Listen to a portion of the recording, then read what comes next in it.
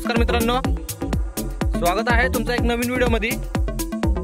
आज आपण घेऊन आलोय 2015 ची महिंद्रा XUV 500 W6 वेरियंट मध्ये गाडी आहे। गाडीचा शॉर्ट मध्ये रिव्ह्यू करून घेऊ आपण आज। सगळ्यात आधी तुम्ही गाडीचे टायर कंडिशन चेक करू शकता। गुड कंडिशन मध्ये टायर आहे। गाडीतला फ्रंट इंटेरियर देखील बघू घ्या।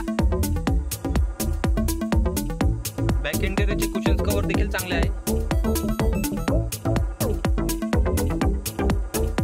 हा गाडीतला बॅक लुक आहे, बघून घ्या। 1,33,000 किलोमीटर गाडी चाललेली आहे। गाडीत तुम्हाला Android screen, automatic AC control, manual gearbox, steering control आणि गाडीमध्ये 6 एअरबॅग देखील तुम्हाला भेटून जाईल।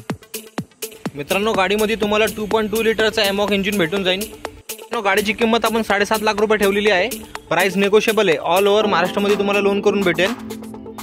मित्रांनो, माहिती कशी वाटली मला कमेंट मध्ये नक्की सांगा आणि माझ्या चॅनलवरती जर नवीन असाल तर सबस्क्राइब करा। चला तर भेटूया पुन्हा एकदा नवीन व्हिडिओ मध्ये।